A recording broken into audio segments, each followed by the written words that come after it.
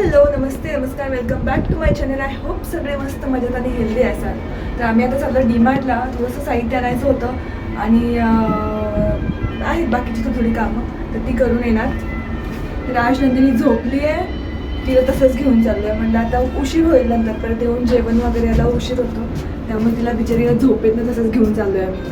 आम्ही बाहेर जाणार म्हणजे पाऊस येत नाही, नेहमीच आहे. नरेंद्रनी आता ठरवलं की ते स्ट्रिक्ट डाएट करणार आहे आणि त्यांच्या बहिणीचं पण लग्न आहे आता 1-2 महिन्यानंतर. तुमचं तसं मोटिवेशन काय, लग्न आहे म्हणून की स्वतःसाठी करताय? दोन्ही. ओके. म्हणजे मी इतक्यांदा सांगितलं त्यांना की करा वेट कमी, करा कमी, पण ते काय होत नव्हतं.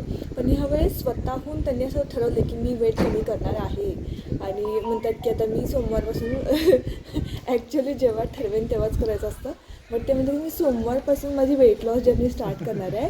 त्याच्यामुळे आता 2 दिवस मस्त काय तर खाऊन पिऊन घेणार आहे. आणि बरेचदा मला ना विचारतात लोक, तुम्ही कमी बोलताय फार. असं लोकांना वाटायला नको मीच जास्त बडबड करते, तुम्हाला बोलू देत नाही.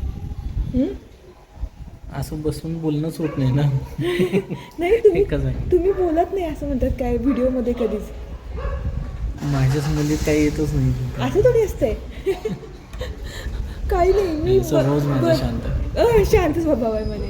बरेचसे ब्लॉगर्स मी बघते काय सगळेजण इन्वॉल्व असतात. मीच एकटी आहे, जसं की मला सगळं एकटीनंच करावं लागतं. इन्वॉल्वच नसतं, इन्वॉल्वमेंटच नाही आहे अजिबात ब्लॉगिंगमध्ये नरेंद्रची काही जास्त. तसं कॅमेरा पकडायला लावला तरी त्यांना ते होत नाही, त्यामुळे मी कधी पकडायलाच लावते. मला जसं जमेल तसं मी करते. पाऊस कमी आलाय, जाऊया. ओके चलो, थांबणार आहे ना. चलो आम्ही जातो.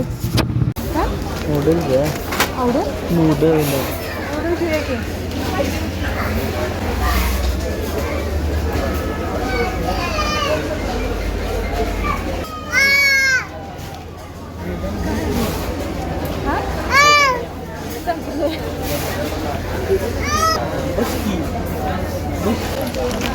काय झालं, बसत नाही आहे कोणत्या, काय झालं?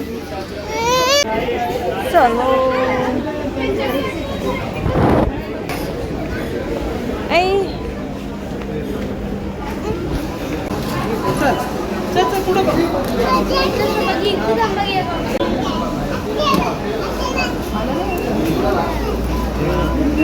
तर आमची शॉपिंग झालेली आहे. आम्ही आता चाललोय घरी. पिल्लूला टिक्का लावायचं विसरलो आज आम्ही. तिला आम्ही आता चाललोय घरी. झालंय आमची सगळी खरेदी. आज पाणीपुरी खाल्ली खूप दिवसानंतर. आता बाहेर काय अजून खाईन माहीत नाही, कारण साहित्य आहे सोबत. साहित्य बरोबर असलं की कुठे जायला आवडत नाही आम्हाला. नरेंद्र आता पप्पा आले की आम्ही इकडे जाऊ. गेले काय ते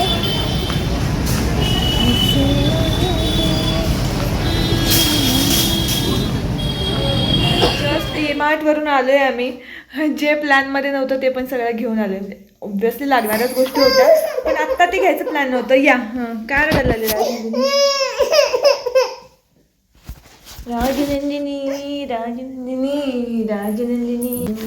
राजनंदिनी. नरेंद्र आता जाणार आहे जेवायला बाहेर आणि मी आपली शिळी सकाळची मिसळ खायला लागले. त्यांचं असं झालं की आता मी डाएट सुरू करणार आहे, त्याच्यामुळे मी आता मस्त मस्त खाऊन घेणार आहे 2 दिवस. जर नाही केलं डाएट तर काही खरं नाही आहे तुमचं. थांब ग. आणि आता मिसळ मी खायला बसले आणि ही सारखी येऊन ते चमचा ओढ, कुठं माझी प्लेट ओढ. आता इकडे या साईडला आली परत. बघा आधी आता इकडे परत. काय तुझं खाऊ देते ते खायचं ना, तुझं खाऊ देते ते खा ना तू. तिला मटकी दे घायला किंवा बटाटा देते आपला. नको, सकाळचा शिळा आहे नको.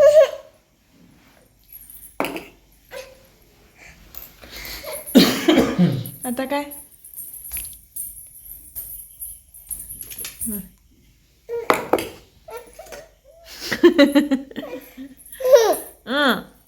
देते, थांब देतो. हे बघ पहिला मला पा दे देणार तुला. पा दे मला, पा दे. मला पा द्यायचं पहिला. इकडे तुकडा सोडून दिला. मला पा दे. तर आता नरेंद्र जाण्याआधी मी जेवण करून घेणार, फ्रेश वगैरे. आता ड्रेस चेंज केला आहे, फक्त आता जेवून घेणार आणि मग कधी येतील तोपर्यंत राजनंदिनी आणि मी मजा करणार. नरेंद्र बोलतच नाहीत, अजिबात बोलत नाहीत, असेच शांत असतात. काय बोलत मी काय 2-3 दिवसासाठी चाललो की एका ह्याच्यासाठी चाललो नाही, कधीच काहीच शूट करताना काहीच बोलत नाहीत असं म्हणायचंय मला. चला ओके, तर मी आता एक तुमच्याशी रिव्ह्यू शेअर करणार आहे. मी एक व्हॅक्यूम क्लीनर मागवलेला आहे, त्याचा वापरसुद्धा केला आहे मी ऑलरेडी आणि आता त्याचा रिव्ह्यू शेअर करते. तर चला पाहूयात. हे आहे अगारो आयकॉन बॅगलेस व्हॅक्यूम क्लीनर आणि यासोबत आलेल्या ॲसेसरीज. हे आहे याचं मेन युनिट. याच्या खालील बाजूला 360 स्विवेल व्हील आहे आणि साईडला 2 लार्ज व्हील्स आहेत, ज्यामुळे इझिली व्हॅक्यूम क्लीनर मूव्ह करता येतो. व्हॅक्यूम क्लीनर मूव्ह करायला इथे हँडल दिलेला आहे. ही सक्शन सेटिंग आहे. मिनिमम टू मॅक्झिमम रेंजमध्ये आपण आपल्या गरजेनुसार सिलेक्ट करू शकतो. इथे 5 मीटर लॉंग पॉवर केबल आहे, गरजेनुसार बाहेर काढू शकतो. पॉवर केबल पुन्हा रिट्रॅक्ट करण्यासाठी हे बटन प्रेस करायचं आणि एक साईडने पॉवर केबल पकडायची, म्हणजे इझिली आतमध्ये जाईल. ही आहे 1.5 लिटरची बॅगलेस बिन. अगदी इझिली रिमूव्ह करता येते आणि इझिली पुन्हा फिट सुद्धा करता येते. तर हा आहे हेपा फिल्टर. हा पण इझिली रिमूव्ह करून पुन्हा आपण लावू शकतो. जेव्हा क्लिनिंग करत असतो त्यावेळेस अजिबात ह्याला पाणी लागू द्यायचं नाही. हे बटन प्रेस करून आपण हे बिन ओपन करू शकतो. इथे मी ऑलरेडी यूज केल्यामुळे इथे तुम्हाला डस्ट पार्टिकल्स दिसत आहेत.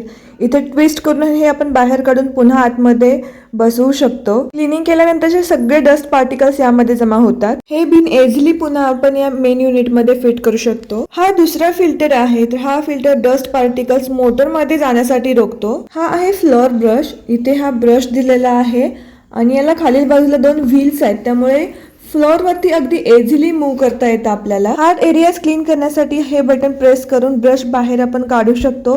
पुन्हा तेच बटन प्रेस करून ब्रश आतमध्ये सुद्धा घालता येतं. प्रेस करण्यासाठी पायाचा वापर करता येतो, हाताने करण्याची गरज नाही. हे क्रेविस नोझल आहे. जिथे मोठा ब्रश वापरता येत नाही तिथे आपण याचा वापर करू शकतो. हा मल्टीपर्पज ब्रश आपण सॉफ्ट आणि हार्ड एरियाज मध्ये वापरू शकतो. ही एक्सटेन्शन ट्यूब आपण इथे प्रेस करून एक्सटेंड करू शकतो आपल्या गरजेनुसार. हा आहे 360 डिग्री स्विवेल होस. तर याची जी समोरील ही बाजू आहे ही आपण मेन बॉडी मध्ये अटॅच करणार आहोत. हे युजर मॅन्युअल आहे. याच्यामध्ये कम्प्लीट सगळ्या डिटेल्स तुम्हाला या मशीन बद्दल भेटतील. स्विवेल होसचा समोरील पार्ट फक्त एक छोटासा ट्विस्ट करून आपण अटॅच करायचंय. एक्सटेन्शन ट्यूबला आपल्या गरजेनुसार ब्रश अटॅच करायचा आणि ऑपोजिट साइडने एक्सटेन्शन ट्यूब होसला अटॅच करायची आहे. फ्लोअर ब्रशचा वापर आपण ड्राय सर्फेसेस क्लीन करण्यासाठी करू शकतो.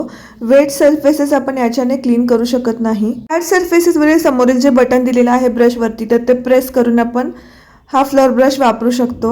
जास्त काही एफर्ट्स न घेता अगदी सोप्या पद्धतीने आपण फ्लोअर क्लीन करू शकतो. कर्टेन, सोफा याच्यावरती जी धूळ बसलेली असते तर ते क्लीन करण्यासाठी आपण मल्टीपर्पज ब्रशचा वापर करू शकतो. एक्सटेन्शन ट्यूबमुळे असे जे वरचे एरिया असतात तर ते आपण इझिली क्लीन करू शकतो. छोटे स्पेसेस क्लीन करण्यासाठी मल्टीपर्पज ब्रशचा वापर खूप चांगल्या पद्धतीने होतो. हे मोठ्या ब्रशचा वापर आपल्याला करता येत नाही, अशा ठिकाणी क्रेविस नोझल आपण वापरू शकतो. कॉर्नर्स, छोटी स्पेसेस, इथे जमणारे डस्ट पार्टिकल क्लीन करण्यासाठी याचा वापर होऊ शकतो. व्हॅक्यूम क्लीनरचा वापर झाल्यानंतर ही बिन बाहेर काढायची आणि क्लीन करायची. इथे पाहू शकता सगळी डस्ट जी आहे ती कलेक्ट झालेली आहे. क्लीन करण्यासाठी सॉफ्ट ब्रश किंवा कापडाचा सुद्धा वापर करता येतो. फक्त हा जो फिल्टर आहे हा आपण पाण्यात अजिबात नाही घालायचा आहे. डीप क्लिनिंगसाठी हे व्हॅक्यूम क्लीनर खूप सोयीस्कर आहे. तर मी हा व्हिडिओ आता यासाठी बनवते. ॲक्च्युली याच्यावरती मी एक स्पेशल वेगळा व्हिडिओ बनवणार होतेच, बट म्हणलं की ठीक आहे, आपण हा एवढा विषय ताणायला नको जास्त. गेले काही दिवस मी पाहते की माझ्या व्हिडिओजवरती वगैरे कमेंट्स येतात की राजनंदिनी बारीक दिसते, खूप वीक दिसते. म्हणजे असं खूप साऱ्या कमेंट्स नाही आल्या, पण मला वाटतं टोटल गेला 1 महिन्याभरात 5-6 तरी आल्या असतील. अगदीच खूप जास्त असं नाही. मला माहिती आहे की तुम्ही काही जणी काळजीपोटी मला सांगतात. काही जणी मला कमेंट्समध्ये हेही सांगतात की राजनंदिनीला हे खायला दे, ते खायला दे, तिची तब्येत छान होईल वगैरे. ते ओके, पण काही जणी फक्त जसं की अरे राजनंदिनीची तब्येत वीक दिसते, ती बारीक वाटते असं वाटतं. मग त्यावेळेस ना थोडंसं वाईट वाटतं. ज्यांनी कुणी कमेंट्स केलेले आहेत त्यांना मी वाईट म्हणत नाही आहे. ऑब्व्हियसली तुम्हाला जे दिसतंय ते तुम्ही बोलताय, त्याबद्दल काहीच मला प्रॉब्लेम नाही आहे. ठीक आहे, मला फक्त मी ही आन्सर देते कारण मला असं वाटतं की या गोष्टी क्लिअर केल्या पाहिजे तुमच्यासमोर. मला असं वाटतं की बाळ छोटं आहे तब्येतीनं म्हणजे ते वीक असतं असं नाही, किंवा बारीक दिसते सुकडं दिसते म्हणजे ते तब्येतीने वीक आहे असं कधीच होत नाही. मी डॉक्टरांशी वगैरे डिस्कस, मला पण आधी असं वाटलं होतं की अरे काही काही आपण मुलं बघतो ना आता सोशल मीडियावरती की एकदम दणकट अशी गुटगुटीत अशी छान गोंडस मुलं, तर असं मी पाहते तेव्हा मलाही वाटतं की जरा राजनंदिनीची तब्येत अजून पाहिजे होती जास्त. ती छान दिसते आहे व्यवस्थित. मलाही असं वाटतं की राजनंदिनी अशी गोलूमोलू वगैरे दिसावी अशी छान. पण काही काही मुलांची ना ती काय म्हणतात त्याला बांधा वगैरे म्हणतो आपण, किंवा शरीरयष्टी वगैरे काहीतरी समथिंग म्हणतात त्याला. तर ती तशीच असते त्या प्रत्येक व्यक्तीची वेगळी असते. आता माझी उंची किंवा माझी जी बॉडी आहे तशीच दुसऱ्याची असेल असं नाही ना. तर मुलांचंही असंच असतं छोट्या मुलांचं. काही काही तुम्हाला अगदी गुटगुटी दिसतील, काही काही एकदम सुकडी दिसतील, काही काही राजनंदिनीसारखी दिसतील मीडियम टाईपमध्ये. तर त्यावरून आपण नाही असं डिसाईड करू शकत की वीक आहे किंवा काय आहे. आता राजनंदिनीचं जर म्हणायचं झालं, खाते व्यवस्थित, दिवसभर खेळत असते, दिवसभरातून 2 वेळा झोपते, सकाळी साधारण 11 वाजता आणि संध्याकाळी कधीतरी 3 वाजता किंवा 5 वाजता, हे तिचं रुटीन आहे. दिवसातनं 2 वेळा तर ती झोपते, 2-3 वेळा.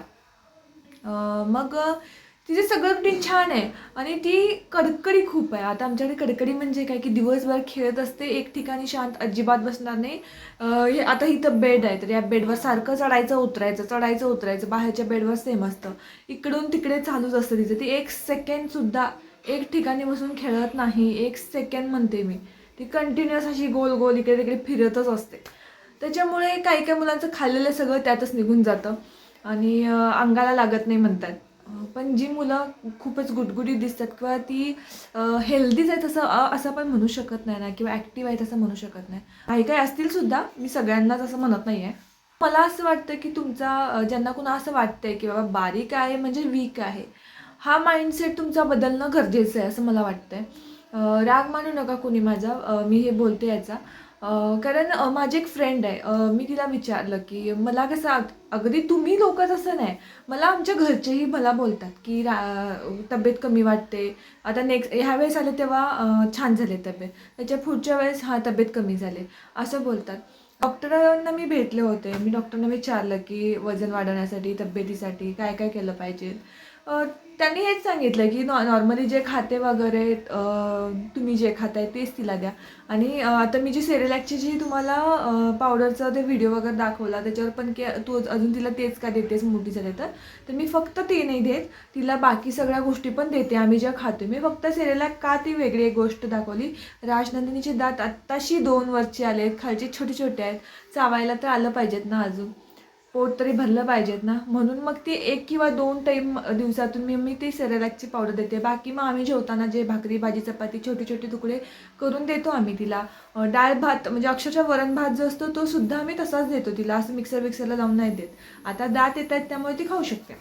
तर माझी मैत्रिणीला सुद्धा मी बोलले होते की अगं असं तब्येत जराशी कमी वाटते ना, आणि तिच्या मुलीचं नाव प्रसन्न आहे, तर ती सुद्धा असंच म्हणली मला की काही टेन्शन घेऊ नकोस, लोक बोलतात, मला सुद्धा बोलत होते, बट डॉक्टरांना तिनं सुद्धा विचारलं, तिच्या डॉक्टरांनी सुद्धा ते हेच सांगितलं की तुम्हाला काही मुलं म्हणजे असं फोटोजला व्हिडिओजला हवे आहेत का, अशासाठी हवे आहेत का मुलं. मुलांची तब्येत छान आहे, वजन छान आहे, मस्त खेळतायत चांगलं व्यवस्थित, आणि काय पाहिजे आहे. त्यामुळे तिचेही डॉक्टर हेच म्हणाले की बाकी सगळ्या गोष्टी व्यवस्थित, फक्त दिसणं नाही आहे गुडगुडीत, म्हणून मुलगा हेल्दी नाही आहे असं नाही म्हणू शकत आपण. हेच मला सांगायचं होतं की हे थोडंसं माइंडसेट चेंज करा तुम्ही. मला तुम्ही नक्की कमेंट सेक्शनमध्ये हे सांगू शकता की राजनंदिनीची तब्येत वाढवण्यासाठी काय करू, किंवा बाकी सगळ्या अशा गोष्टी खूप साऱ्या सजेस्ट करा, मला चालेल, काही प्रॉब्लेम नाही आहे. बट हे असं तुम्ही जेव्हा बोलता ना की अरे वीकच वाटते बारीकच वाटते, त्यामुळे असं वाटतं एक तर ऑब्व्हियसली नवीन आता जेव्हा नवीन आई जी असते, किती गोष्टी तिच्या मागे असतात तुम्हाला माहिती आहे चांगल्याच पद्धतीने. एक तर रात्रीची झोप व्यवस्थित होत नाही, खाणं पिणं व्यवस्थित होत नाही, त्यात घरी एक्स्ट्रा लोक असतील तर वेगळी गोष्ट, पण जर जास्त लोक नसतील घरी तर आता माझं उदाहरण घ्या, आता घरी कोणच नसतं आमच्या, दिवसभर मलाच सांभाळावं लागतं तिला. मग या सगळ्या गोष्टीतून स्वतःला वेळ भेटत नाही, ते एक वेगळं फ्रस्ट्रेशन असतं. किंवा कामाला सगळी कामं स्वतःला करावी लागतात, ही वेगळी गोष्ट असते. किंवा अशा बऱ्याच अशा गोष्टी असतात, बाहेर जाता येत नाही, हवं तसं एन्जॉय करता येत नाही, अशा खूप साऱ्या गोष्टी आहेत की ज्यामुळे ती जी नवीन आई असते तिचं ते फ्रस्ट्रेशन असतं. त्याचं असं तुम्ही काही जरी बोललात ना की अरे आपण कुठे कमी पडतोय का, हे थोडंसं मनाला वाटायला लागतं. मला सुरुवातीला वाटायचं, घरचेही बोलू देत बाहेरची बोलू देत, वाटायचं की अरे आपण एवढं आपला 100% देतोय तरीसुद्धा लोक असं का बोलतात, असं वाटायचं आधी. आता मी विचार करत नाही, कारण मला माहिती आहे राजनंदिनीच परफेक्ट, तिचं सगळं खाणंपिणं परफेक्ट आहे, बाकी सगळ्या गोष्टी परफेक्ट आहेत. त्यामुळे मी आता विचार करत नाही या गोष्टीचा. कारण मुली या छोट्या छोट्या अशा बारीक असलेल्याच बऱ्या असं मला वाटतं. आपण लहानपणी असं वाटतं की गुटगुडीत असावी आणि मोठी मुलगी झाल्यावर आपण म्हणतो की छान सडपातळ असावी. ती येऊन दार वाजवते आता. पिल्लो.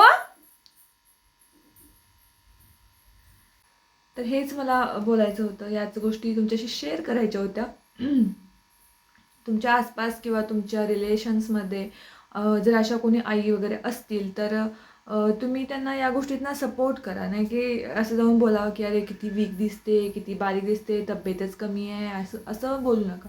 उलट तुम्ही या दुसऱ्या प्रकारे सांगू शकता की अगं हे खायला घाल, ते खायला घाल, थोडी तब्येत, म्हणजे वेगळ्या शब्दात सांगितलं ना तर ते लगेच समजतं आणि समोरच्या व्यक्तीला सुद्धा वाईट नाही वाटत. माफ करा जर एखाद दुसरा शब्द कुठला वाईट वाटला असेल माझा, तर त्यासाठी सॉरी. तर चला आता मला ना हिची तयारी करायची आहे. उद्या मैत्रिणीच्या मुलाचा बड्डे आहे, सो त्याला जायचं आहे. मग आता इथूनपासून सुरुवाती काय घालायचं वगैरे हे सगळं. मला साडीच नेसायची इच्छा आहे, बट राजनंदिनी असते की साडी नेसायचं अवघड होतं थोडं, बट तरी बघते, ट्राय करायचं आहे अजून. ते चला. तर आमचा खाऊ खाऊन झालेला आहे, आता आम्ही ड्रेस चेंज करणार. हाय कर, हाय कर सगळ्यांना, हाय कर. माझा हात छान आहे म्हणावं, आता चांगला झालाय हा ना बाबू. हा हात छान झाला ना तुझा, आता व्यवस्थित झाला ना. चला कपडे बदलाय, चला आम्ही. आई ग बापरे, कुठला ड्रेस घ्यायचा सांग. कुठला देखते हो सूरत तुम्हारी, क्या चाहते हो चाहत तुम्हारी. ये आम्ही चेंज केलं. डीमार्टमधून आम्ही बरंच काय काय सामान घेऊन आले, मला लागणार होतं आणि मागच्या वेळेस नव्हतं ते. हा एक टिफिन छोटूसा राजनंदिनीसाठी, म्हणजे तिला कधी काय खायला घ्यायचं असेल तर हे हॉट हॉट हॉट बॉक्स जो म्हणतात ना, तर तो आहे. हा स्टेनलेस स्टीलचा आहे पण हॉट बॉक्स आहे, की कधीतरी काही खायचं घ्यायचं असेल तर हे गरम राहू शकतं याच्यामध्ये तिच्यासाठी, म्हणून हा बॉक्स घेतला. आता वॉश करून ठेवूयात. आणि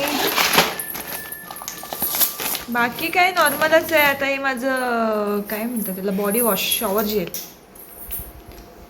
बाकी काय हे शॉवर जेल ॲक्च्युली ना 2 आणल्या होत्या, एक नरेंद्रनसाठी निवियाचं आणि माझ्यासाठी फियामाचं. त्यांनी काय केलं, स्वतःचं इतकं यूज करून करून संपवून टाकलं लवकर 15 दिवसामध्ये. ते भरपूर, आता छोटंसं जरी एवढंसं जरी घेतलं ना तरी त्याचा फेस खूप होतो, पण त्यांनी भरपूर यूज करून संपवून टाकलं. मी आता त्यांना सांगितलं की हे थोडं थोडं वापरायचं असतं. त्यांनी पहिल्यांदाच वापरलं होतं ॲक्च्युली. मग आता हे जे आहे ना, तर मी हे माझं आणि त्यानंतर आता माझं यूज करून संपवले त्यांनी ते, म्हणून मग मी हे वालं माझं आणि त्यांचं वेगळं घेऊन आलो आता. पुन्हा हे वापरतात निवियाचं मेन्सवालं. आता या मॅडम येऊन बघत बसलेत काय काय आणलंय मामानं. हे घ्या काजू, हे तुझ्यासाठीच आहे. दलिया, काय दलिया म्हणतात, लापशी रवा, जिरं तुझ्यासाठी. नरेंद्रना बिग बॉस बघताना, आय थिंक बिग बॉस कालच्या एपिसोडमध्ये आय थिंक त्यांनी काहीतरी नूडल्सचं काहीतरी दाखवलं होतं चायनीजवालं. बाहेर आम्ही चायनीज नाहीच खात, खूप कमी, वर्षातनं एखाद्या वेळेस पण खातो की नाही मला माहीत नाही, लक्षात नाही एवढं. मी लास्ट टाईम कधी खातं तेही आठवत नाही मला. मग बाहेर तर नाही खात आम्ही कधी चायनीज. मग हे वाला डीमार्टमधून घेऊन आलं. ते असं म्हणाले की मी उद्याचा एक दिवस खातो म्हणून हे घेऊन आले. मग चना वगैरे आपलं ग्रोसरी हे सगळं साहित्य असलं काहीतरी. साबुदाणा, हिच्यासाठी खीर वगैरे काहीतरी करता येईल म्हणून.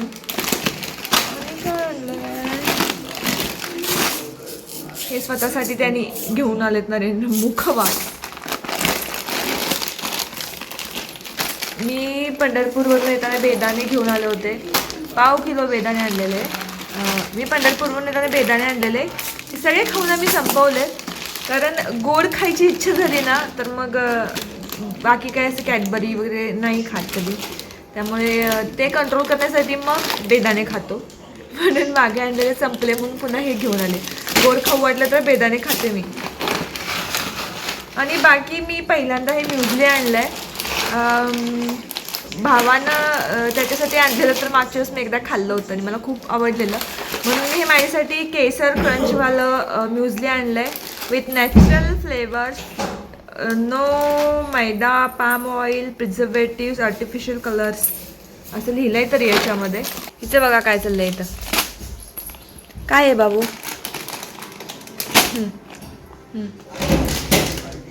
द्या द्या द्या माझ्याकडं. काय आलं? काय आलं?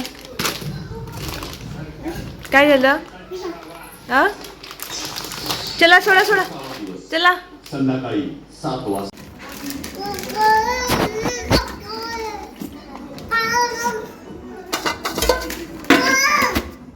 त्यांच्याशी बोलत असताना बिग बॉस आणि हरहुन्नरी व्यक्तिमत्व आता आवडते.